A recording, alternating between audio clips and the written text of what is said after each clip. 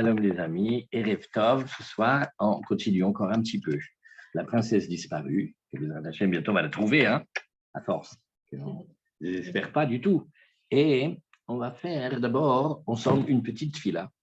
Une petite fila est sûre qu'Hachem nous donne la joie de Purim, la vraie. Terachem aleinu, b'chol dor vador, et que tu t'occupes de nous, comme une maman, elle s'occupe de son bébé à l'intérieur d'elle-même, de chaque génération en génération, b'chol shana veshana, chaque année, chez Nizkel Ismoach, me'od bimei Purim, qu'on arrive à se réjouir, mais plein, pendant les jours de Purim, besimcha gdola, avec une immense joie, beched varaba, avec d'allégresse immense, venizkel ekayem mitzvat kriyat ha-Megillah b'kedusha b'torah gedola, qu'on arrive à bien écouter la Megillah avec beaucoup de sainteté, beaucoup de pureté, avec une grande joie.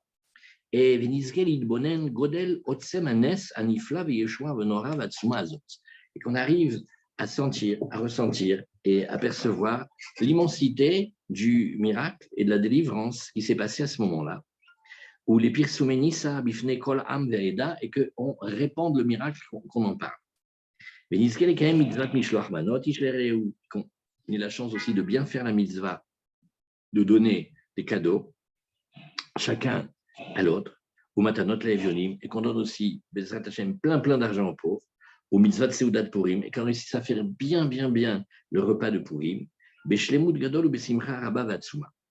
Et on commence Bezrat Hashem avec cette prière que Hashem il nous donne, on demande, et qu'on puisse réaliser bien tout ce qui va se passer à Purim, parce que c'est une simcha qui dépasse tout. La simcha de Purim, on ne peut même pas imaginer comment elle est grande. Et elle est accompagnée de plein de mitzvot. Alors, on lit la Megillah le soir et on refait le matin. Et on se fait des cadeaux. Et aussi, on donne de l'argent aux pauvres. Et on fait une séouda, on fait un repas. Ce repas, il a un niveau de sainteté, un niveau de grandeur qu'on ne peut même pas imaginer. Et Purim, c'est plus grand que tout. Purim, c'est plus grand que tout. Même d'après le Baal Shem Tov et les tzadikim, on dit que Yom Kippourim, c'est comme une blague juive, mais c'est vrai. On appelle Kippourim, parce que Kippourim, c'est Kapara. Mais on dit Kepurim, c'est parce que c'est comme Purim. On essaye d'atteindre le grand niveau de Purim, sauf que à Kippour, on se prive, on se fait souffrir, on ne mange pas, on ne boit pas, il y a plein de trucs qu'on ne fait pas, et on essaye de se concentrer. Ce qu'on fait à Purim, c'est plus grand encore. Et c'est très en rapport avec la princesse. La princesse disparue, une des lectures de la princesse disparue, un des secrets de la princesse disparue, c'est Esther. Parce que Esther, elle doit se cacher, elle ne peut pas apparaître.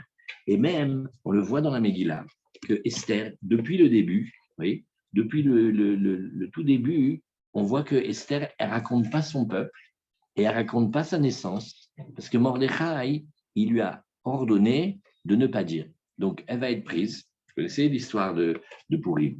Il y a un roi, il s'appelle Achashverosh. On a parlé de lui déjà un peu la semaine dernière. On a parlé un peu de Mordechai. Et Achashverosh, c'est un faux roi. C'est un fake. Mais quand on le voit, il est grand et puissant. Et il domine 127 provinces. Et Esther, elle va devenir l'épouse de ce roi. Mais pendant tout le temps où elle est là-bas, jusqu'à la fin, elle ne dit pas d'où elle vient. Donc ça veut dire qu'elle a été choisie parmi toutes les candidates et elle va devenir l'élu du roi. Et elle va rester avec lui pendant longtemps, en fait. C'est une grande peine, l'histoire de Esther. Elle n'a pas le droit de dire qui elle est. Elle ne dit pas. Son nom, il veut dire qu'elle est cachée. Et sa vie, elle est cachée, elle ne dit pas. Et pourquoi elle ne dit pas? Parce qu'elle a quelque chose à faire. Elle est partie comme envoyée faire quelque chose par Mordechai, et tout est secret dans Esther. Esther, quand on la voit dans la Megillah, on voit que c'est une petite orpheline, en fait. Comment elle est? Elle est Mordechai, il a pris Hadassa, parce que c'est son nom aussi, elle s'appelle Hadassa, et elle s'appelle Hadassa parce qu'elle est belle pour Akadosh Baruch Hu, elle a des belles odeurs de Torah de son âme, et aussi parce qu'elle est verte. Même on dit qu'elle était un peu verdâtre. Irak roquette. Et alors, elle était la fille de son oncle, et elle n'avait pas de papa, pas de maman. Et elle était très, très belle, et elle était jeune, et elle était belle d'apparence. Et quand son père et sa mère ils sont morts, alors Mordechai, il a pris comme fille. Donc c'est marqué qu'elle est jeune, qu'elle est belle, et qu'elle est la nièce de Mordechai. Et bien, en secret, non, c'est la femme de Mordechai. Elle est mariée avec Mordechai. Et elle n'est pas du tout jeune. Elle doit avoir genre 89, 90, comme ça. 80, on va voir. Et à part ça, elle a un teint vert. Comment on peut être belle si on est vert? Comment on peut être belle si on est vert? Ben, je sais pas, on est écolo. Le vert. Ouais. Et pourquoi? Tout est caché dans Esther. Esther, elle est cachée, elle se cache, elle se cache, elle se cache. Il était caché, ça veut dire que ça ne se voyait pas de l'apparence qu'elle avait 89 ans. Mais... Non, ça veut dire qu'elle est vieille à l'intérieur. Comme quelqu'un il peut être jeune, il est très, très, très ancien. Comme dans les contes, comme dans le Zohar. Le Yenuka, le bébé, c'est lui qui sait le plus. Des fois, dans le Zohar, il y a quand Rabbi Shimon et ses amis, ils ne savent pas quelque chose, il y a un bébé qui arrive, un Yinok, un petit bébé, un petit gosse. Il arrive et lui, il sait tout. Parce qu'il dit que lui, il est le plus ancien, il se rappelle de tout, de tout, de tout. Esther, elle est cette partie-là. Elle peut pas dire qui elle est. Parce qu'elle doit travailler cachée. Elle est comme infiltrée, elle ne peut pas dire. Elle n'a pas le droit de dire. Comme Sarah quand elle était chez les Égyptiens. Et Esther et Sarah, c'est comme un retour.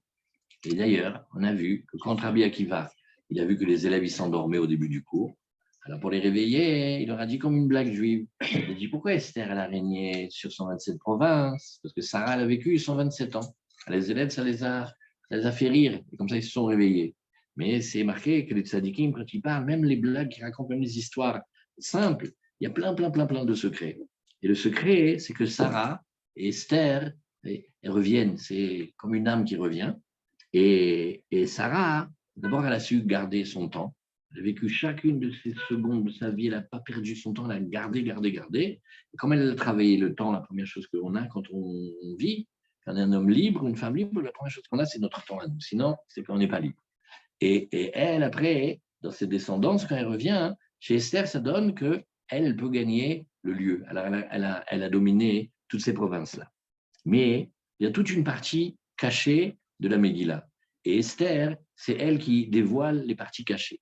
Quelle partie cachée, Béhémet? Qu'est-ce qui nous intéresse dans la Megillah sur cette partie cachée? Il y a une partie cachée qui s'appelle l'amour qu'Hachem il a pour nous, que d'habitude, ce n'est pas tout le temps qu'on le voit.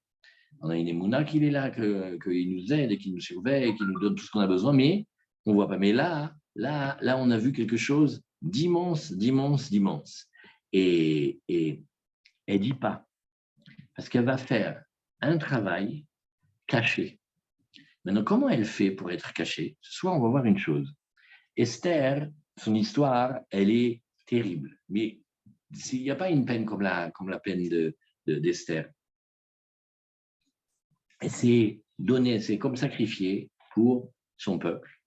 Elle n'a pas du tout envie d'être là où elle est. Mais quand elle est là-bas, elle va faire quelque chose. Et quand elle va faire quelque chose, elle va attaquer et battre le plus méchant qui soit. Ça s'appelle Amalek, et son descendant, c'est Aman. Et elle va tout court-circuiter, tous ces projets, et elle va amener avec Mordechai la délivrance. Et cette délivrance-là, elle est une délivrance qui est de nous d'aujourd'hui. Maintenant, on fait un petit travail. Il y a quelque chose, on dit que quand tu vas faire le Birkat Amazon, quand on lit, on dit que Hachem nous a fait des miracles, Bayami Mahem, Bazeman Azé. Ça veut dire que qu'est-ce qu'il a fait? Il a fait pendant ces jours-là, oui, Bayami Mahem, ça veut dire là-bas il y a longtemps, mais Bazeman Azé. Donc ce manazé, c'est le temps de maintenant. Mais comment c'est comme ça? Non, c'est il y a longtemps, Esther. Hachem nous a fait des miracles il y a longtemps. Mais qu'est-ce qui se passe? Chaque fois qu'il y a un miracle comme ça, et surtout celui de Purim, chaque fois qu'on revient au même moment, bédiouk, tout ce qui s'est passé et toutes les lumières, elles reviennent exactement maintenant. C'est ça, Bezmanazé. Ça veut dire que la délivrance d'Esther, de Mordechai, du peuple juif, l'annonce du retour en Eretz Israël, la construction du temple, et la libération qu'on a de toutes nos peurs. Voilà qu'est-ce qu'ils ont fait. Ils nous ont enlevé toutes les peurs qu'on avait et on a pu repartir. Maintenant, ce n'est pas seulement un truc qui est passé il y a très, très, très longtemps, mais ça revient. Comme ça, le Harizal, il dit, c'est un secret, que la lumière de Purim, elle revient à Purim. Maintenant, comment ça marche? Regardez comme ça. Dans le temps, il y a eu plusieurs théories dans le monde, dans le temps. Il y a un temps, c'est comme une ligne. On prend un point, le premier point, et après, on fait une ligne. Plus on avance, plus on s'éloigne. Ça, c'est une théorie linéaire du temps. Après, il y a une autre théorie du temps, c'est un temps circulaire. Il revient tout le temps sur lui-même. Mais c'est un peu comme de l'absurde, un peu comme un labyrinthe. On revient, c'est comme des boucles. Et il y a une manière à nous, une manière juive. Et Rabbi Nachman, il en parle beaucoup, beaucoup. Il dit c'est comme ça, c'est comme un ressort. En fait, ça tourne, mais chaque fois, on monte plus haut. Maintenant, quand on reprend le même endroit, c'est le même endroit, un étage plus haut, comme un ressort. Tu vois comment ça marche un ressort? Ça veut dire on repasse par le même moment, mais plus haut. On a grandi et on repasse. Mais maintenant, si on fait un trait, alors on voit que tous les moments de Purim, c'est une seule et même ligne. On est bédiouk là-dessus. Et on a été libérés, on a été protégés et on a été sauvés. Maintenant, qui a été sauvé? Ça, c'est ça l'étude de ce soir. Il y a quelque chose qui s'appelle les Juifs éloignés, comme la princesse. Elle n'est pas à sa place, elle n'est pas dans le palais du roi, elle est dans le palais d'un faux roi. Et elle ne peut pas sortir. Et elle demande au Mishneh Léméner qui vient de la délivrer. Et lui veut la faire sortir, mais il ne peut pas. Il faut qu'il attende et qu'il revienne, il faut qu'il passe des choses, qu'il apprenne à savoir comment faire quand il mange, quand il boit, quand il dort. Il faut qu'il fasse plein de choses et qu'il la cherche pendant longtemps et qu'il ait des longueurs pour elle et qu'il ait de la nostalgie d'elle et qu'il la veuille et qu'il court pour la trouver. D'accord? Maintenant, elle, qu'est-ce qu'elle va faire? Elle va aider avec Mordechai bédiouk, ceux qui sont loin. Ça veut dire ceux qui sont perdus, ceux qui ne sont pas à leur place. Purim, vous verrez, c'est Pélébrahim, on s'occupe de tout le monde et ce n'est pas un jour où on dit non, c'est un jour où on dit oui. Tout celui qui tend la main, on lui donne. D'habitude, dans l'année, il faut faire attention, si on donne un roublard, là, c'est autant d'argent qu'on n'a pas donné à un vrai pauvre, patati et patata. Là, tout qui tend la main, on donne. Une fois, il y avait un jeune barreau. Alors, il avait bu, il était dans une période de sa vie comme ça. Alors, il était voir Shmuel Urbach, qui était un grand, il connaît le maire Rabbi Nachman, qui a fait une prothèse avec son mérite. Et il a dit, j'en ai marre, je vais être proche d'Hachem. Le Rabbi lui a dit, Karov Hachem, Asher Karov Behemet. Hachem, il est proche de tout celui qui l'invoque, en vérité. Alors, le Bachor, il a dit, mais je n'ai pas la force d'appeler en vérité. Moi, je l'appelais et qui me répond. Alors, le Rabbi lui a dit, alors, lis, Karov Hachem, Lechol Korav. Hachem, il est proche de tout celui qui l'appelle. Si tu peux, en vérité, c'est bien. Et appelle-le. Appelle-le. Ce que tu demandes, tu reçois. Maintenant, ça se passe bédiouk maintenant. Et quand on demande, on reçoit. C'est un jour spécial. Mais qui demande et qui reçoit le plus, c'est ceux qui sont loin et ceux qui sont faibles. Comme la princesse quand elle est loin et qu'elle est faible. C'est la fille du roi, mais elle est jetée dans un palais et elle ne laisse pas sortir et elle est prisonnière. Comme Esther, quand elle est prisonnière chez Khadija, elle ne peut pas sortir. Elle vit comme dans un harem. Et qu'est-ce qu'elle a? Elle a plein d'argent, elle peut faire ce qu'elle veut. Mais elle ne veut pas, ça n'intéresse pas. Toutes les autres concubines, elles vont dire, moi je veux ça, je veux que tu fasses des réductions d'un point à mon père, je veux que tu ouvres le magasin pour mon frère, elles vont demander pour la famille, elles vont acheter des trucs. Elle ne demande rien. Elle est là-bas, quand on lui demande, qu'on essaie de l'attraper et de la rendre prisonnière plus, elle dit non, moi je veux rien. Elle ne demande rien. Et de qui elle va s'occuper? De ceux qui sont le plus loin. Parce que quand on regarde la paracha de Zachor, la paracha de Zachor, qu'on va lire, on lit dans la Torah la paracha de Zachor, c'est quelques versets de la Torah, et c'est là où on dit qu'il faut effacer le souvenir d'Amalek. Pas seulement lui, mais même son souvenir. Et pourquoi? Qu'est-ce qu'il a fait? Parce que qui l'a attaqué? Il a attaqué tous les Juifs qui étaient à la traîne. On était dans le désert, on était avec on avait tout le monde. Il y a toujours ceux qui sont faibles. On marche plus lentement, on n'arrive pas, on est toujours un peu à la traîne. eh ben, il a attaqué tout ce qui était faible. Et c'est sa spécialité, il attaque les faibles, il attaque les plus faibles d'entre nous. Et les plus faibles d'entre nous, c'est d'abord dans le clan d'Israël, tous nos frères et nos sœurs qui sont loin, ils ne savent pas où ils sont perdus, ils ne savent pas où ils en sont dans leur vie, ils sont au bout de la life, là, ils sont finis et ils n'ont plus d'espoir. Et qu'est-ce qu'il fait celui-là, Amalek? Il vient et il leur enlève les forces de vie, il leur enlève l'envie même de se marier, il leur enlève l'envie même de faire des bébés, il leur enlève l'envie de rire, l'envie de sourire, l'envie d'être heureux. C'est ça ses spécialités. Et il a plein d'outils et plein de techniques, et il vient. Et Mordechai et Esther, ceux dont ils vont s'occuper, c'est tout cela. Et c'était tout le clan d'Israël, on était en exil, on n'était pas chez nous. Et puis on s'était habitué. On s'était habitué que, écoute, apparemment, Israël, c'est un rêve, mais bon, on ne peut pas tellement y retourner, tout ça. Et on a commencé à s'habituer. Et qu'est-ce qu'ils font? Ils s'occupent de nous en permanence et ils vont faire. C'est pour ça qu'elle va faire un jeûne et tout le monde va faire le jeûne. Les hommes, les femmes, les enfants, les enfants, les faibles. Purim, c'est pour ceux qui sont loin et qui sont faibles et qui sont à deux doigts de ne plus croire en rien. Parce que c'est une fête où il y a de la simcha, mais il n'y a pas forcément de yom tov, de trucs contraignants, quoi. Ouais. On boit, on mange, on fait la fête. Ça veut dire, ce que je veux dire?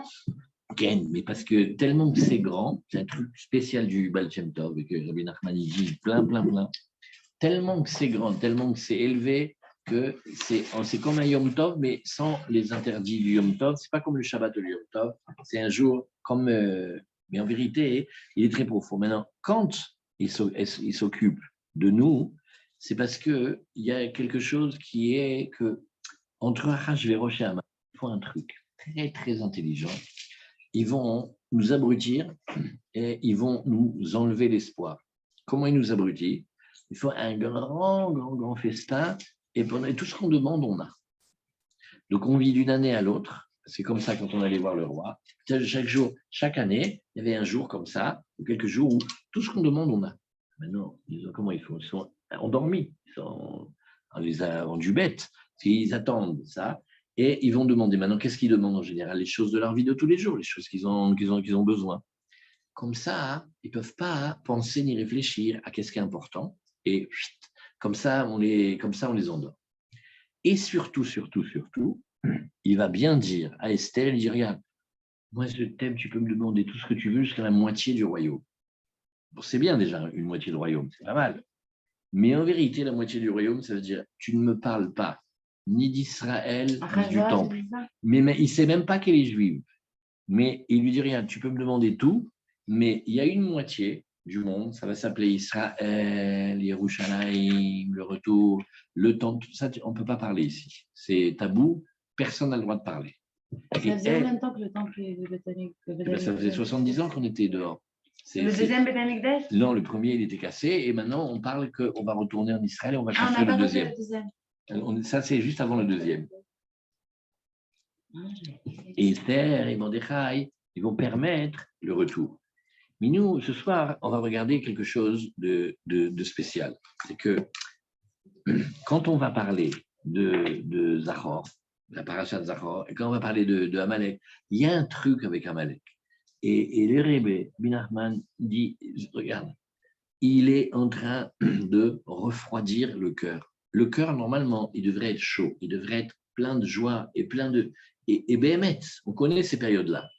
Mais des fois, on voit que ça se refroidit. D'où ça se refroidit? Pourquoi il n'y a pas cette chaleur naturelle? Il y a une chaleur naturelle de la joie. Il y a une joie. Il y a une joie qui est une joie spéciale. Et une joie de la joie de vivre. Ça veut dire rien qu'on vit, c'est une joie déjà. Et il y a des forces qui savent endormir et abrutir et enlever la chaleur du cœur et mettre des préoccupations qui ne sont pas des vraies préoccupations à la place et mettre des inquiétudes. Et les inquiétudes, elles vont nous occuper. Mais toutes les inquiétudes et toutes les peurs, elles viennent tout le temps d'un seul endroit. Et c'est ce que Esther et Mordechai font, chacun de leur manière, ils vont nous redonner la force de croire. Au début, on ne va pas les écouter. Mais quand on va être dans le décret de la destruction, ça va nous faire très, très, très, très, très, très, très peur. Parce qu'il y a quelque chose de spécial, c'est que on est d'habitude, on est toujours éparpillé. Alors, s'il y a une partie du clan Israël ici, il y a une autre partie du clan Israël. Toujours, on a vu comme ça. C'est Amachane, Afleta. Il y a toujours un camp du clan Israël qui est épargné. Mais là, on est tous dans le même empire, les 127 provinces, et on ne peut pas sortir. Et on voit Hachvérosh et Haman, ils font un complot contre nous, mais on n'a jamais vu ça. Et le roi a envoyé une lettre. Et le roi, il a donné l'autorisation écrite à Haman de faire ce qui, comme bon lui semble avec les Juifs. Et donc, ça veut dire qu'on va vivre pendant plein de mois. Tous les Juifs du monde, ils sont là. Okay. Il n'y a plus de Juifs en Israël. Pendant cette période-là. Mais il y en avait dans le monde entier. Non, c'était les 127 provinces, c'était le monde. Ce n'est pas comme aujourd'hui. C'est quoi les 127 provinces? Le monde entier. C'était un empire immense, mais au double la couche. C'était le monde de. Donc en fait, il y avait Israël et le monde entier. Mais en Israël. Ahasverosh, il dominait le monde entier. Il a dominé sous la voûte céleste. Il était basé à Perse. Voilà. Et pourtant, maintenant, Perse, c'est tellement un endroit qui n'a pas d'importance dans le monde. Parce qu'après, ça s'est étiolé. Mais de cet endroit-là, on ne peut pas sortir. Alors, on a eu très, très, très, très peur quand il y a eu le décret. Mais, qu'est-ce que c'est ce décret? C'est que Haman et Ahasverosh, ils se sont associés. Mais comment ils se sont associés? On dit, il y a une histoire comme ça. Il y a il a un trou dans son jardin. Il dit, mais il faut que je le remplisse. Et l'autre, il a plein de terre dans son jardin. Il dit, mais qu'est-ce que je vais faire? Quand je vais me débarrasser de toute cette terre? Et il voit le voisin, il dit, mais tu sais, regarde, moi j'ai un trou. Et toi, tu dis, bien, on va s'arranger. Les deux, ils se sont trouvés pour anéantir les Juifs. Et nous, quand on a vu ça, qu'on a vu le décret qu'il y avait, qu'on ne veut pas sortir, ça nous a fait peur. Et cette peur-là, quand Hachem il nous a délivrés avec Esther et Mordechai, on a vu que quand on prie Hachem et quand on demande, il vient, il nous sauve et on a été sauvés, et ça a fait un truc en nous. Ça fait quelque chose que on a comme un amour du miracle. Ça a créé une autre manière de voir. D'abord, par un truc très important, c'est que on était tous logés à la même enseigne. Rien que parce qu'on était des bénis Israël, rien que parce qu'on était juifs, on était devenus les ennemis les ennemis des royaumes. Tous, religieux, pas religieux, hommes, femmes, vieux, petits, grands, enfants, tous. Et ça nous a montré que, waouh, on est tous dans le même décret là. Il n'y a pas un qui va tirer la couverture à lui en disant, bon, de toute façon, moi je suis riche, je vais donner un pot de vin. Il n'y a pas riche, pauvre, c'est pareil. Homme, femme, c'est pareil. Enfant, vieillard, tout c'est pareil. Et cette force-là, c'est des forces qui prennent leur manière de travailler, c'est de nous mettre dans notre cœur des doutes, des désespoirs et des fatigues, et comme un endormissement. Et il y a un endormissement incroyable. Et tout ça, on ne voit pas. Et que Esther et Mordechai, que eux ils voient, c'est comme deux facettes. Un côté du côté masculin, un côté féminin, c'est les deux facettes. Mais c'est caché. C'est caché. Et parce que c'est caché, ça va toucher les parties les plus cachées de nous et les plus lointaines de nous. Ça, c'est le début. Non, ce miracle-là, on a aimé Hachem. On s'est rendu compte qu'il y a quelque chose avec nous, il y a quelque chose avec notre peuple, il y a quelque chose avec notre vie, et que tout ce qu'on passe, en vérité, Hachem, il s'occupe de nous. Mais d'habitude, on le sait, mais là, on l'a senti tellement fort, tellement vrai que et il y a eu un retour vers Hachem incroyable. Cette même force-là, elle revient à Purim. Maintenant, on va regarder un point très, très spécial sur Esther. Esther, elle représente dans le clan d'Israël, et beaucoup chez les femmes, une manière de savoir se garder. Ça veut dire que là où elle est, dans le pire enfer qu'elle est, dans le pire palais, oui, parce que Esther, elle est pure, elle supporte pas Ahasuerus. Ça veut dire que quand elle le voit, c'est comme si elle voulait vomir. Elle ne peut pas. Et quand il lui parle, ça l'énerve. Ah, plus. Et maintenant, lui, il est attiré par elle. Il veut lui voler quelque chose. Il veut lui voler quelque chose de son âme qui brille. Et elle, qu'est-ce qu'elle sait faire? Elle sait éteindre ce qui brille. Très, très, très, très fort. Et c'est pour ça, elle ne dit pas qu'elle est juive, elle ne dit rien du tout. Ainsi, si on s'amuse maintenant, alors imaginez un roi, comment c'est l'histoire, il était marié avec la petite fille de Nebuchadnezzar. Elle était de lignée royale, comme ça. Et lui, il était comme un parvenu, comme un bling-bling, comme un nouveau riche, il est rentré dans le pouvoir, comme ça. Non, elle ne le considère pas, sa femme, Vashti, elle ne lui donne pas aucun honneur, parce qu'elle est traite comme un 3 fois rien. Et comme elle lui parle, il fait, toi, tu es un palefrenier, toi, tu t'occupes des chevaux. Et quand il boit pendant le grand repas, qu'est-ce qu'elle lui dit? Il lui dit, mais moi, mon père, Balthazar, et mon grand-père, ils pouvaient boire. Vous étiez royaux. Toi, 2 verres, ça te tourne la tête. Toi, tu es vraiment un bidon. Toi, tu es vraiment... Elle ne le considère pas du tout, du tout, du tout. Il va lui manquer de respect, et quand elle va lui manquer de respect, comme il est sous, il va prendre une décision, il va la faire tuer. Sous les conseils de qui? De Haman. Et après, il va se marier avec Esther. Et il y a quelque chose de chez Esther qu'il n'arrive pas à attraper. Il ne la comprend pas, elle le dépasse. Elle est plus grande que lui, mais elle, Dafka, paradoxalement, c'est la seule qui va lui donner des honneurs. C'est la seule qui va l'honorer. Mais il essaye de l'attraper. Ça veut dire qu'il essaye d'avoir son intimité de son âme, et il voit qu'il ne peut pas. Il y a quelque chose qui lui échappe. Et elle ne dit pas qu'elle est juive, jusqu'à la fin. Elle se cache, elle se protège, elle se garde. Et comment elle fait pour se garder? C'est comme si elle éteint ses lumières. Et quand elle éteint ses lumières, ça veut dire que même quand elle est avec lui, même quand elle est dans son palais, même quand elle est son épouse, rien elle lui donne. Ça veut dire quoi, ça? Ça veut dire qu'elle se garde. Elle ne lui donne pas ses lumières. Elle ne lui donne pas son amour. Elle ne se laisse pas avoir. Et elle reste, elle se garde. Parce qu'en vérité, elle est l'épouse de Mordechai. Son vrai, c'est Mordechai. Et tous les deux, comment c'est leur amour? Leur amour, c'est comme le Beth Amikdash, comme Abraham et Sarah, c'est un truc spécial. Mais ils vont être séparés. Et ils ne peuvent pas être ensemble. Mais elle sait qui c'est le vrai. Elle sait qui c'est le vrai et elle se garde. Et même si elle est jetée dans le palais et qu'elle est abusée, elle se garde. Elle ne montre pas, elle a une force. Comme on a vu dans les Torahs de Rabbi Nachman, que Rabbi Nachman, il parle pendant très longtemps de la gravité du vol. De la Torah, elle n'aime pas le vol. C'est horrible le vol. Les gens disent non, mais c'est que de l'argent. Non, mais c'est pas de l'argent parce que quand quelqu'un il vole, il peut prendre même les enfants de celui qui vole. Il peut même lui prendre sa femme. Sauf si la femme, elle sait se garder et comme fermer les lumières et elle n'apparaît pas comme brillante. Et comme elle n'apparaît pas comme brillante, alors celui qui veut voler, il n'arrive pas à prendre. C'est un art, c'est une technique de dissimulation, mais du côté de la Gdoucha. Parce qu'on brille pour celui qui est le vrai et on ne brille pas pour le faux. Mais c'est très dur de ne pas briller pour le faux. Et alors elle sait rester secrète. Et tout ce qu'elle fait en secret. Maintenant, je vous pose une question. Comment vous m'expliquez que Esther a fait Shabbat? Donc, au bout d'une semaine, on va voir qu'elle est juive. Comment elle fait? Comment elle peut faire?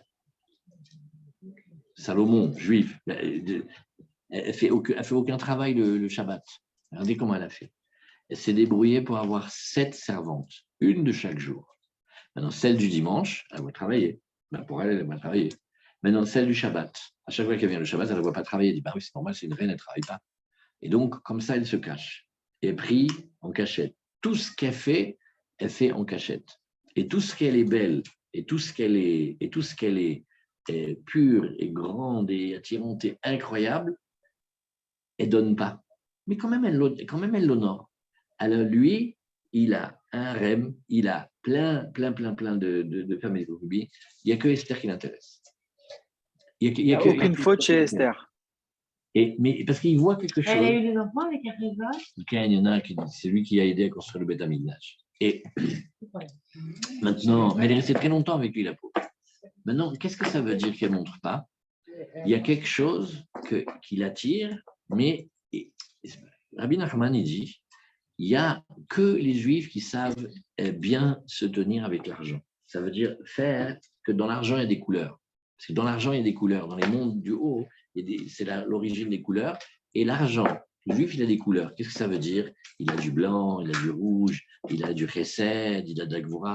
Et que les Juifs qui savent donner, pas donner, garder, distribuer, utiliser, prier pour avoir du moment de gloucha, que Hachem nous donne, les Hachem une parnassa bien dans la sainteté, pas qu'on devienne fou avec l'argent, mais qu'on ait ce qu'on a besoin d'avoir, même avant qu'on le demande, et qu'on fasse que du bien avec. Et maintenant, quand l'idolâtre, il voit l'argent du juif, il dit, non, mais moi, dans mon argent, il n'y a pas de couleur. Hein. Moi, mon argent, il est fade, il est insipide, il n'y a rien. Mais là, j'ai vu une pièce, chez le juif, il me la faut. Maintenant, celui qui est l'idolâtre, il a déjà des millions. Mais quand il voit la pièce juive, il me la faut. C'est pas possible, il y a des lumières. Et quand il prend la lumière de l'argent, dès que c'est dans sa main, la lumière elle disparaît. Et alors, qu'est-ce que ça fait? Il recommence et il prend de l'argent et à chaque fois, la couleur elle disparaît. Parce que quand c'est chez lui, il ne sait pas bien faire avec l'argent. Il ne sait pas bien le faire, bien prier, bien l'utiliser et bien vouloir la gloucha qu'il y a dans l'argent, parce que la racine de l'argent est très, très, très, très, très haute. Et c'est pour ça que toute l'histoire de notre peuple, ça a été que dès qu'on a quelque chose, ils le veulent. Mais on a envie de leur dire, comme dirait la meilleure copine, elle dit, mais on a envie de leur dire, mais t'en as déjà, pourquoi le mien? T'es millionnaire, pourquoi tu veux ma pièce? Qu'est-ce qu'elle t'a fait, ma pièce? Vous savez à quoi ça ressemble? Comme quand il y a eu la plaie du sang en Égypte, Hachem, il a transformé le Nil en sang. Comme ça, les Égyptiens, ils vont arrêter avec leur idolâtrie du Nil. Maintenant, comment ils font pour boire? Ils ne peuvent pas boire. Dès qu'ils ouvrent le robinet ou dès qu'ils vont dans le fleuve, ça devient du sang. Alors, il fallait qu'ils aillent chez les Juifs et qu'est-ce qu'ils font? Ils achètent, ils payent. Comment on appelle l'argent dans la Torah? Damim, le sang, parce que ça tourne, ça circule, ça fait l'organisme. Et c'est la même chose. Pour avoir l'eau du Juif, il faut qu'il paye. Et sinon, hop, ça redevient du sang. Et Achashverosh, la même beauté des couleurs qu'il y a dans l'argent, quand il voit Esther, il fait non, mais elle est spéciale. Maintenant, Esther, qu'est-ce qu'elle fait? Esther, regardez, c'est pélé-play. Même aujourd'hui, un film, on ne peut pas le faire, ce n'est pas encore l'époque pour le faire aussi bien que ça doit être. Elle est jeune, elle est belle, elle est toute neuve et elle est la nièce de Mordechai. Maintenant, quand elle est chez Achashverosh, elle est vieille et elle est verte. C'est-à-dire, elle fait comme si elle ne se montre pas. Mais maintenant, Achashverosh, lui, il sent qu'elle est incroyable. Et il la veut et il ne peut pas la voir parce qu'elle se garde. Comme ça, elle nous a protégés. Elle nous a appris une chose très, très, très forte. On se garde, on se protège. On ne brille pas devant ceux qui vont nous voler nos lumières. Je vous raconte une histoire. Mais si Achashverosh, il avait mis le prix, elle se serait donnée. Mais il a mis plus que le prix, il a tout mis ce qu'il avait, rien. C'est comme si il a mis toute sa fortune, mais il ne peut même pas acheter un sourire. Même un sourire, il ne peut pas acheter. C'est qui parle? C'est Rabbi Nachman dans le livre. On te dit après. Est-ce que je veux répondre? Mais tu peux répondre. Mais ça dépend, parce que c'est quoi la notion de se garder pour cette personne qui parle? Je ne sais pas si... On va vous donner les numéros, vous allez parler après, c'est bon. Alors voilà. C'est bien, ça marche en direct. Hein, ouais. À l'arrivée des Vénés ne se concentre, on ne perd pas. Écoutez cette histoire. Je crois qu'il y a un malentendu sur ce que vous venez de dire. Alors, on est là pour régler tous les malentendus. Bechavod, allez-y. Ça veut dire quoi qu'elle se garde? Tout le monde sait ce que ça veut dire, elle se garde. Non, elle se garde. moi, je n'ai pas compris. Bah, si elle a eu des enfants, non, je n'ai pas compris. Non, moi aussi, je n'ai pas compris. Voilà, il n'a pas compris. Moi, elle se garde, elle ne fait pas son cœur, elle ne lui donne pas tout ce qu'il attend. Le monsieur ou la dame, je ne sais pas qui est derrière ce téléphone, il a une voix d'homme. compris qu'elle se garde, ça veut dire elle se garde. Si c'est une femme. Ça veut dire elle lui donne pas. Non. Ça garde sa pureté. Voilà, sa moi douceur. j'ai compris, mais le monsieur il n'a pas compris. Alors je voulais lui expliquer. Non, mais on comprend ce que ça veut dire. Elle se garde dans les grandes lignes, mais ça veut dire quoi? Elle se garde dans le schéma Voilà, où venez, elle on est fait, voilà, devant Voilà. Allez, voilà, Hachvérosh. bon, alors, voilà, très bien, on le Vous avez fait. raison. 2 minutes, pas plus, c'est 2 marqué minutes. pour une prochaine. C'est marqué, c'est marqué. Il a la raconté une partie. Regardez, on le fait 2 minutes, c'est les secrets de la Torah, regardez. C'est marqué dans le Zohar que Achashverosh, il n'a jamais pu s'approcher vraiment d'elle.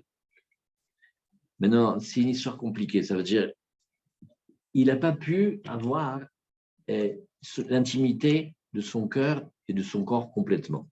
Maintenant, si ça vous dérange de savoir comment on peut faire des enfants sans se donner complètement, le monde, il est plein de femmes qui ont fait des enfants sans se donner complètement, on ferme la parenthèse. Il y a une partie d'elle qu'elle n'a pas donnée, elle a gardé que pour elle. Le Zohar, il a dit qu'elle envoyait quelqu'un d'autre à sa place, comme un hologramme et tout ça, mais bon, quand même, c'était pas une partie de plaisir, elle a beaucoup souffert, elle était très, très, très blessée, c'était des viols, elle était violée. En gros, vous voulez dire qu'au moment où elle allait avec Marie, c'est comme si elle s'absentait, en fait. Bravo, voilà, Azak. C'est une absence. Elle s'absentait. Et elle éteint les lumières. Elle ne se laisse pas voler. Mais avec qui elle est? Avec un qui a volé la vaisselle du temple, et les kélim du temple et les habits du Kohen. Maintenant, quand il vole ça, il peut voler qu'une partie. Il y a une partie secrète, elle est intouchable. Comment avec toute sa vie à Esther, ça n'a pas eu une pas sur elle-même? C'est-à-dire comment avec tant de souffrances qu'elle a eues, elle nous a expliqué, elle est dans la souffrance la plus totale. D'accord. Comment elle a fait pour rester aussi? Et la princesse, quand elle est dans le château du faux roi, tu crois qu'elle est contente? Tu crois qu'elle est contente? Elle a de la peine. Esther et Mordechai, et même, elle a fait un scandale au Chachamim. Elle a dit, moi, je veux être dans le canon biblique. Dans le canon biblique, ça veut dire, je veux être dans les 24 livres de la Torah. Il y a le Rumash, Bereshit, Shemot, Vayikra, Bamidbar, Varim. Il y a les prophètes et les hagiographes. Elle a dit, je veux être dans les hagiographes. Alors, les maîtres, ils ont fait, alors, toi, tu vas nous faire des histoires avec les goïms, toi. Toi, tu vas nous mettre. Alors, elle a dit, si c'est ça, ne vous inquiétez pas, je suis déjà dans les livres d'école de la Perse. Dans les livres d'école de Perse, il y a déjà Esther et Mordechai. Donc, ce n'est pas ça. Et elle a tout écrit avec Mordechai, Beroach HaKodesh. Chacun des mots, chacune des lettres, chacune des combinaisons, c'est des secrets et des noms divins, mais cachés. Bon, vous ne m'avez pas répondu, oui, très bien. Oui, c'est vrai, c'est vraiment qu'on apprenne de quelque chose de tout ça, non? Comment elle a fait pour ne pas se laisser et pas perdre sa lumière en étant dans une situation pareille? Non. Parce qu'elle savait pourquoi elle était là. Elle n'était pas là pour tomber amoureuse d'Arachvérosh. Elle était là pour Comment elle savait que Non, mais elle avait Roach C'est HaKodesh. un secret de femme, en fait. C'est Comment est-ce possible? Elle est pas c'est comme le prophète. Les femmes, ils nous choisissaient, les hommes, ils nous choisissaient, mais nous, on n'avait pas le droit de dire oui ou non. C'était comme Tu me donnes des- normal. Regarde. On se mariait avec mais on se mariait avec qui on voulait à l'époque. D'accord. Merci. Ça veut dire que c'était normal. Il fallait qu'elle soit oui, qu'elle est mariée avec Mordechai et finalement, pour son pays, elle va être mariée avec un mec. Je savais qu'elle avait cette mission. Ça ne veut pas dire les Elle a senti tzadikim. que Hachem, il lui a dit. Les tzadikim, quand ils souffrent. C'est pas que Talitata, elle est avec Achashverosh, elle dit Blineder, Bezrat Hashem, Koltou, Vimir Hashem. Non, elle a de la peine. Comme la princesse dans le palais, elle a de la peine. Elle lui dit mais tu peux pas te bouger, mais tu t'endors tout le temps. Mais tu manges, tu bois, il faut que tu viennes me délivrer. Il faut que tu viennes me délivrer. La princesse disparue dans le conte. Et maintenant, elle se garde. Qu'est-ce que ça veut dire, c'est qu'elle se garde n'importe quelle situation dans laquelle elle est. La pire de la pire de la pire, Elle lâchera. il y a une partie qu'il n'aura pas. Voilà. C'est où. Mais c'est son rélacaïro. Elle a une partie qui ne peut pas être attrapée. Vous pouvez le traduire comme vous voulez. Il y a une partie de nous, cette partie-là, il n'y a personne qui la touche, il n'y a personne qui a accès. c'est cette partie-là qui est endormie. Cette partie-là, elle est endormie. Ouais, dans tout Am Israël. Chacun, il est Esther. Il y a une partie qui est jamais touchée. Vous l'expliquez comme vous voulez. Vous voulez dire la yéchida, le cœur, ce que vous voulez. C'est un truc, chacun y sait. Il y a quelque chose, une partie que on n'est pas touché. Cette partie-là, Esther et Mordechai, ils l'ont réveillée. Maintenant, comment elle s'est réveillée, cette partie-là? Elle s'est réveillée d'abord parce qu'on a eu peur. Et quand on a peur, la vraie peur, pas des fausses peurs, quand on a la vraie peur, il y a toutes les autres peurs qui s'en vont. Quand on a la vraie peur, la vraie crainte, on voit que tout le reste, on n'a pas besoin d'avoir peur. Pourquoi? Parce que c'est pas ça le vrai truc. Et ça nous a réveillé cette peur. Mais cette peur-là, elle a réveillé un amour d'Hachem incroyable. Parce que quand on a vu ce qui se tramait contre nous, que nous, on ne savait pas. Parce que des fois, il y a des trucs qui nous arrivent, on n'a même pas conscience on ne sait pas ce que les gens ils disent, ils pensent, ils font du mal. On ne sait pas tout ça. Alors, on avance, mais si on savait, on crève de peur. On se dit, mais c'est pas possible, c'est un complotiste par rapport à ça, c'est un gentil optimiste, c'est un guilleret, qu'est-ce qu'il a? Et là, on a vu. Et Mordechai, qu'est-ce qu'il fait? Mordechai, lui, il montre que pas seulement il ne veut pas briller et qu'on lui vole, mais il va faire un truc incroyable, il va aller attaquer Aman. Il a la Hazout de Gdusha. Il a la force de la Hazout de Gdusha. Et Esther, elle a la force de savoir se garder. Et quand les deux, ils sont ensemble, avec ça, ils sauvent le clan Israël. Là, ici, les lumières de Pourri, pourquoi on aime tellement cette fête? Pourquoi elle va être jamais annulée? Pourquoi on donne à tout le monde? Et pourquoi on se fait des cadeaux? Et pourquoi on s'occupe des pauvres? Et pourquoi on lit la Megillah? Parce que Esther, quand elle s'est cachée, en vérité, elle a révélé quelque chose. Ils peuvent nous faire ce qu'ils veulent. Ils peuvent nous massacrer. Ils peuvent nous prendre notre corps, tout, ils peuvent nous prendre. Il y a un truc que personne ne peut prendre. Ça, c'est à Pourim, il faut savoir ça. Et même quand on boit, et même quand on fait le repas, je racontais une fois, il y avait un monsieur, avec des brachas, j'aimais beaucoup, le docteur Mlinarski, il était extra. Un juif polonais comme ça. Alors, un jour, il est venu à Pourim. Il a amené du hareng, comme son père il faisait avant la guerre, et une bouteille de vodka avec la petite herbe dedans. Là. Je me rappelle plus. Et alors, il a bu. Et à un moment, il a levé son verre comme ça, et il a dit, je considère que ma présence à ce festin de Pourim est ma réponse personnelle à Adolf Hitler. Ces trucs-là, c'est quelque chose qui se réveille. D'où? Quand? Comment? Pourquoi? D'où? Il y a quelque chose qui se réveille. C'est une partie endormie.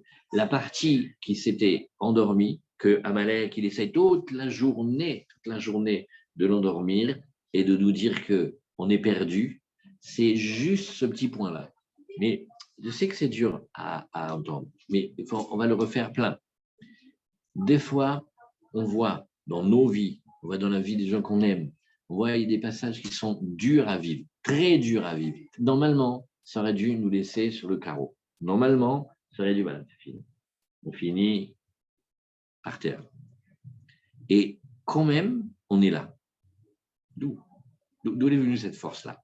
Ce qui est passé sur une personne, c'est chez les hommes, chez les femmes, tout ça, c'est Esther, elle est violée tout le temps. Elle est pas contente. On la vole, on lui vole son corps, on lui vole tout, on lui vole. Et il y a une partie qu'elle est restée parfaitement pure. Ça veut dire que quel que soit ce qui passe sur nous, il y a toujours un petit truc, une petite partie. Cette partie-là, elle n'a jamais été touchée. Elle est toute neuve, toute pure, toute belle. Celle-là, elle n'a jamais été touchée. C'est un truc dans l'homme, dans la création de l'homme. Ça existe chez tout le monde. Maintenant, cette partie-là, chez les bénis Israël, Esther et Mordechai, ils s'occupent d'aller la chercher, de la réveiller de son sommeil et de la faire apparaître. Et c'est ça qu'on a senti. Le miracle, ce n'est pas seulement qu'on a été sauvés du plus grand pogrom du monde. C'est qu'on a senti qu'on peut le faire. Parce que quand on a vu combien Esther, qu'est-ce qu'elle passait et qu'est-ce qu'elle a fait pour nous. Et Esther, on la voit dans les versets. On fera une étude comme ça, si vous voulez. Esther, au début, elle apparaît comme petite, comme ça. Petite orpheline. Pitom, à un moment, il est marqué que Esther, elle s'est revêtue de royauté. Et là, elle a maté tout le monde. Elle a maté Achashverosh, elle a maté Aman, elle a décidé un jeûne de 3 jours sur toute l'Israël. C'était Pessah, les amis. Ça veut dire on n'a pas mangé les galettes, on n'a pas mangé Elle nous a fait jeûner, les hommes, les femmes, les enfants, 3 jours. Tous les Les vieux vieux. Israël. Tous les bénis d'Israël. Maintenant, Du monde entier. tout le monde entier, c'était là-bas. Elle dit, il n'y a personne qui a bronché. On a tous dit oui. Comment ils ont fait passer le message dans le monde entier pour donner. Attends, on peut comprendre comment il passe. Ils ont envoyé des émissaires, des émissaires. Et regardez comment… L'histoire de Pourine, c'est des milliers d'années. Non, c'est C'est des centaines d'années. Non, l'histoire de Purim, c'est quelques années. Écoutez, regardez comment ça va. L'argent à Purim, Esther et Mordechai nous ont même appris à être droits dans l'argent. Vous savez comment ils ont fait? Ils ont dit, regarde, maintenant, quand le roi il a fait un deuxième papier, nous, on a eu le droit de se défendre. Parce que quand le roi il envoie un papier, on ne peut pas l'enlever. Donc, ceux de Haman et les Amalekites, ils ont voulu nous attaquer et nous tuer. Mais nous, on a pu se défendre une rare fois dans la vie qu'on a pu se défaire de nos ennemis. Esther et Mordechai, ils ont dit, alors regardez-moi bien dans les yeux, Chouf, regarde-moi ici. Et vous allez, oui, punir vos ennemis.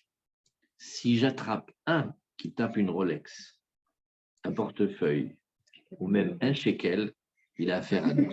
Ça veut dire ils ont envoyé des émissaires, que c'est une expédition punitive pour se défendre, c'est pas pour piller. Parce que sinon, dans le journal de Perse soir et Shushan matin, il y aurait marqué « Profitant d'une émeute, des Juifs ont dévalisé un magasin de chaussures neuves. » Voilà, et tous les faits, ils tombent. Maintenant, toute la Megillah, elle est pleine de secrets que tout se passe Beruach HaKodesh. Ce qui fait Mordechai, ce qui fait Esther, ce qui fait Daniel, tout ça, c'est Beruach HaKodesh.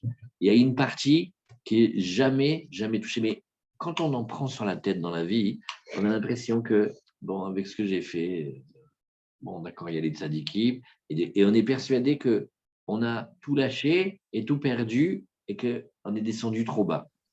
Même là-bas, il y a une partie qu'on va chercher, que cette partie-là, elle a jamais été touchée. Mais elle est éternelle, elle est toute neuve, elle est toute belle, elle est toute pure, c'est spécial. Et cette partie-là, Esther Mordechai, il nous la réveille, Et il y a une partie que… Avec cette partie-là, on peut tout reconstruire. Cette petite partie, c'est ça la pérennité du peuple juif, c'est ça l'espoir, c'est ça le Mashiach, c'est ça Israël, c'est ça la Torah. Et c'est comme tu veux, tu l'appelles. Elle a 1000 noms. Elle s'appelle aussi la princesse, elle s'appelle aussi la Shoshana, la Shrina, tout ce que tu veux. Mais elle existe partout dans nous. Cette partie-là, elle est chaque seconde qu'on vit, chaque lieu qu'on visite, chaque histoire qu'on a vécue, chaque chose. Là-bas, elle est. Mais elle est petite et elle est cachée. Maintenant, pourquoi elle est cachée? Elle est cachée parce que si jamais elle se dévoilait, elle aurait été volée. Donc, elle ne peut pas. Alors, elle est cachée et elle est endormie. Elle ne peut pas être volée. Ça veut dire quoi, elle peut être volée? Elle ne peut pas être volée, celle-là. Pourquoi elle ne peut pas être volée, celle-là? Tu crois qu'ils ne veulent pas la voler? Ils veulent voler que celle-là. Mais non, mais celle-là, elle peut être touchée du tout, elle est intouchable. D'où tu sais qu'elle est intouchable? De Esther et de Mordechai, tu sais. C'est de là que tu sais. Voilà, Esther et Mordechai, ils nous ont fait dévoiler. Donc, on l'a dévoilée, mais elle est intouchable même quand elle est voilée. Je ne sais pas pourquoi tes questions m'énervent toujours. Vas-y, refais. Vas-y, on commence. Ça veut dire casseuse d'ambiance. Vas-y, parle. Vas-y, exprime-toi. Voilà, ça y est, marocain. Je me tais. Parle. Mais pourquoi le… Attends, pourquoi 2 secondes. Elle parle, viens, on règle un par un. Vas-y. Ouais, c'est une super bonne question. Attends, Mordechai et Esther, ils vont dévoiler. Oui. Alors, il y a des moments où elle est oui dévoilée et personne on ne la vole pas. Eh oui, on dit que c'est notre élève qui est l'autre en nous, on ne peut pas nous lancer. Mais dans la vie, c'est pas comme ça. Ça, c'est une connaissance intellectuelle que vous avez. Quand on prend sur la tête dans la vie, quand on est dégringolé, on est persuadé qu'il ne reste plus rien de nous et que c'est fini. Non, c'est pas vrai. Mais si, comme la dernière fois, il a fait un Non, cours sur la je suis d'accord, volonté. mais alors après, quand On on a se volonté réveille, comme la princesse. alors on pourrait dévoiler cette partie. Et qui c'est qui te réveille? Le tzaddik. Voilà. Ok, mais alors C'est- quand on se c'est réveille, on sans, pourrait dévoiler cette partie de Neshama, sans, et ça sans, veut dire sans qu'on le a déjà tzaddik, on ne sait pas qu'on a cette partie-là. Mais tes ennemis pensent Quand qu'ils on peuvent te pense la qu'on sait, voler. on ne sait pas. Et toi, quand tu vas bien, tu crois qu'on peut te la voler. Idiot. Non, mais Bon, quand tu vas parlez. bien, Allez-y, parlez-vous, Ouais, allez-y. leur Je vous donner, écoute, Et moi. Raph, pourquoi le peuple juif, il a tendance Attendez, à j'ai pas entendu. s'assimiler? Qu'est-ce que tu dis? Pourquoi le peuple juif, il a une Allez, tendance comme ça on à n'entend rien quand s'assimiler? il parle. 2 secondes. Oui. Pourquoi le peuple juif, il a tendance à s'assimiler plus que les autres peuples, à tel point qu'on a besoin d'être réveillé? Bah, heureusement qu'on est réveillés. Non, C'est il tous des demande pas. endormis. Parce que plus il y a de Gdoucha, et plus il y a d'attaques contre la Gdoucha. L'ennemi dont on parle, et dit qu'Hachem, il nous sauve de lui, c'est si on savait combien il est fort, on serait terrorisé et il passe son temps à nous attaquer plus. Nous, on est plus attaqués. Comme ça, nous, on est plus attaqués. C'est Moshe Rabbeinu, il avait cette question. Tous les tzadikim ont cette question. Nous, on a un truc spécial. Je sais pas pourquoi mais parce qu'il y a des lumières. Et ces lumières-là, ils veulent être volées. Et à chaque fois, ils volent. Mais il y a toujours une partie que même quand on a été volé, et même quand on a été abîmé, et même quand on a été touché, et même quand on a été massacré, cette partie-là, elle est jamais touchée. Mais on doit la chercher. Mais c'est que les tzadikim qui peuvent donner ça. C'est les tzadikim qui nous réveillent. et on ne peut pas la trouver entre les body doutes. Bidiouk, mais qu'est-ce que c'est l'Aïbodiout? C'est le conseil des tzadikim. Non, mais on peut pas la demander. Bien sûr. On peut demander Et c'est ça, à Purim, qu'on demande. On demande comme ce réveil-là. Maintenant, regardez le coup de Jack incroyable. Comment on le fait, ce réveil-là? On le fait pendant la Séouda, pendant qu'on va boire. Et comment ils font les hommes quand ils boivent? Ils boivent beaucoup. On ne va pas passer 3 heures sur ça. KHM, ils nous protègent, ils nous apprennent à bien boire comme il faut. Mais on perd la conscience. Parce que dans la conscience, c'est là où il vient l'autre. L'Amalek, il vient dans toute la partie qu'on a de la conscience et il casse systématiquement. Et ces questions, ils sont plus forts à lui que nos réponses. Et nous, on ne sait pas. Maintenant, pendant le repas, qu'est-ce qu'on fait? Un truc incroyable. On va mettre comme un état qu'on n'est plus dans la manière qu'on a d'habitude. Et pendant cette période-là, quand Kadosh Baruch Hu, il nous aide, un beau repas et qu'on passe plein de tzedaka, et alors vous regardez, priez déjà, qu'Hachem vous remplisse les poches. Et dans la poche, il faut avoir plein des pièces, des petits billets, des petits bâtins.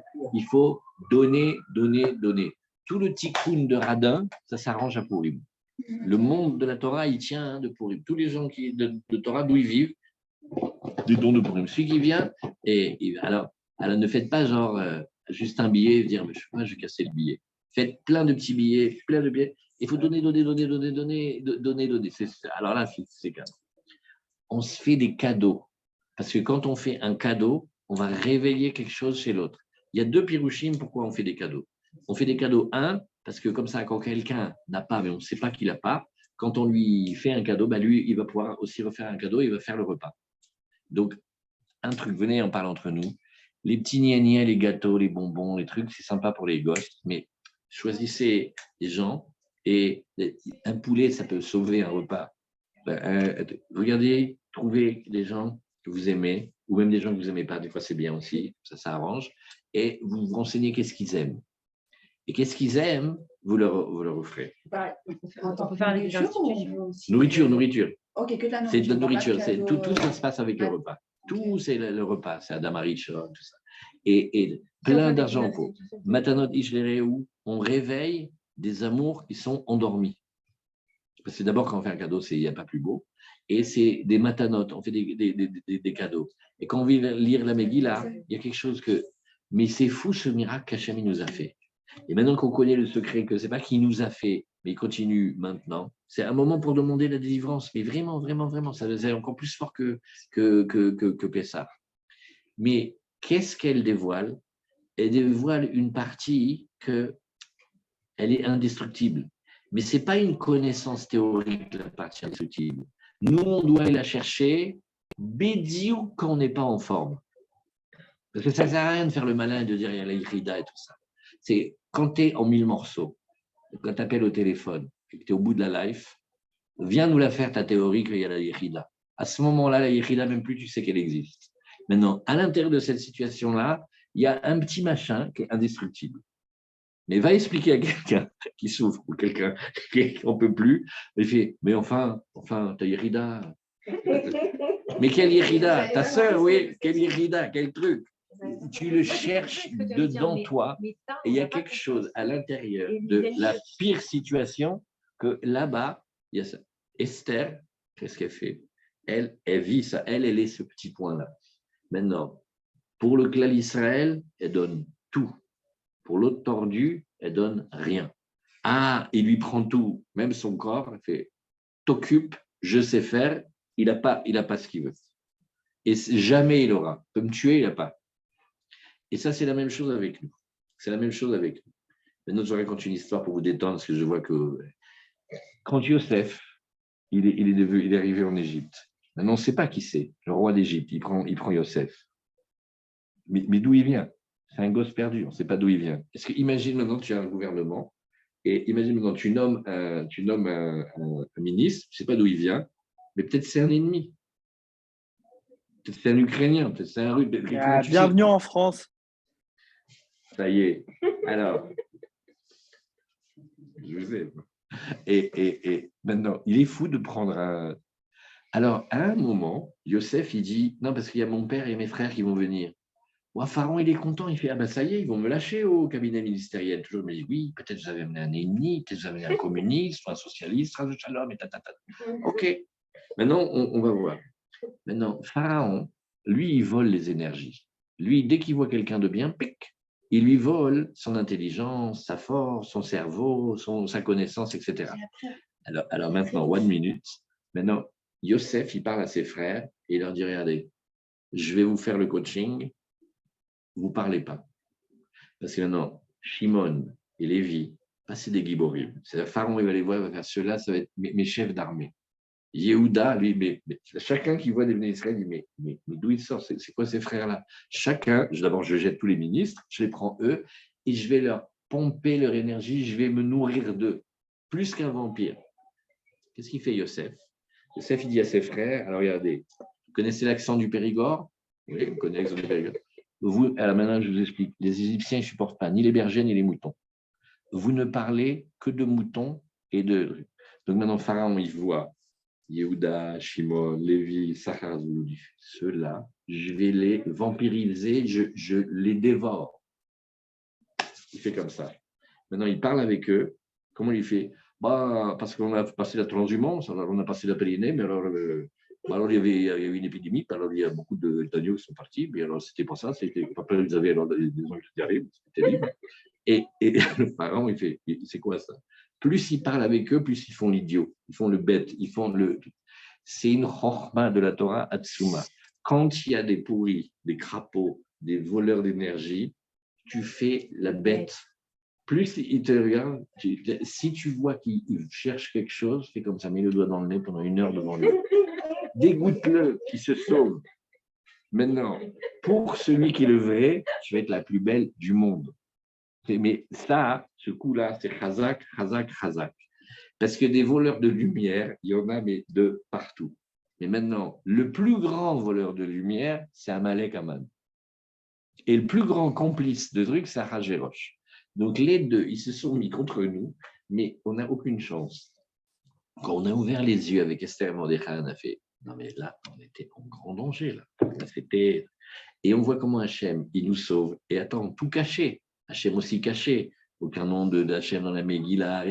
Une histoire comme tu racontes aux enfants. Alors là, il est encore plus fort, le roi, parce que même quand il ne montre pas qu'il est le roi, c'est lui le king. Alors là, Béhémet, je l'aime. Et je veux m'attacher à lui. Et les tzadikim, on a vu que tout ce qu'on voulait faire sans les tzadikim, le tzadik, ça va. Mais sans Esther, sans Mordechai, même pas, on peut commencer à voir qu'il y a ces. Donc, en même temps, mais c'est très, très, très, ça, il faut savoir ça. Il faut apprendre à nos enfants.